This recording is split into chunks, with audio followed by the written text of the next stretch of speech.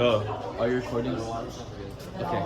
So this is our science presentation about photosynthesis and cellular respiration. Yeah. This is the chloroplast that's used to operate photosynthesis. That's the thylakoid membrane, the granum, and the stroma. This is the chemical equation for photosynthesis, where carbon dioxide and water with light energy are used to produce glucose and oxygen. The light-dependent reactions need light, and the pigments in photosystems 2 and 1 absorb the energy from sunlight and use it to energize electrons and split H2O into oxygen and electrons. What are you talking about? Light reactions, they harness the power of light to convert split water into oxygen, and the energy is stored in NADPH, and it's used for the Calvin cycle, which is the second half of photosynthesis, where carbon dioxide from the atmosphere is infused into the stroma of the chloroplast, and through a series of steps, the carbon dioxide is used to synthesize glucose. Okay, so in summary, the energy from photosynthesis begins from the sun, and then it's absorbed by the photosystems in the thylakoids, which energize electrons and split water. The electrons help create a pressure difference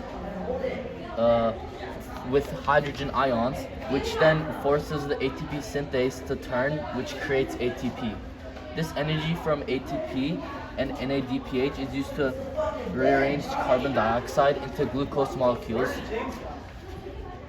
which are very high energy.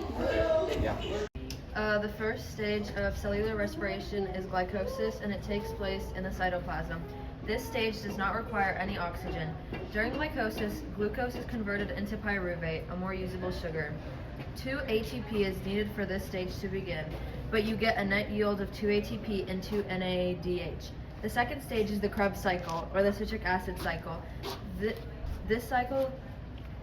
This takes place in the matrix of the mitochondria. Oxygen is needed for this cycle to start indirectly, and this stage is the only one that expels carbon dioxide. The third stage is the electron transport chain and chemiosmosis.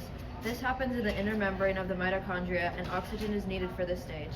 During this stage, electrons are moved from FADH and NADH to electron carrier proteins. This creates a proton gradient. These protons are used to power the enzyme ATP synthase. Around 36 ATP molecules are produced at the end of cellular respiration. Chemical equations for cellular respiration. Cellular respiration is a process of energy conversion that releases energy from food in the presence of oxygen. It greatly resembles photosynthesis, as the equation for both processes are similar. Similar, except that the reactants for cellular respiration are the products for photosynthesis, and vice versa. It's actually not that loud. Go. Read. Anaerobic cellular respiration is the way cells can make ATP from glucose in the absence of oxygen. So that's why they're anaerobic. Both forms of fermentation or anaerobic cellular respiration rely on glycolysis like aerobic cellular respiration, but they do not continue with the Krebs cycle or the electron transport system / chemiosynthesis. In alcoholic fermentation, pyruvic acid converts into ethyl alcohol and CO2, but in lactic acid fermentation, pyruvic acid converts into lactic acid. In both of these ways, NADH converts into NAD+, which allows for glycolysis to continue. Yeah, you came back and you failed. Second place, can't be in my face, so now. Deep pockets, they think I'm rockin' Chanel.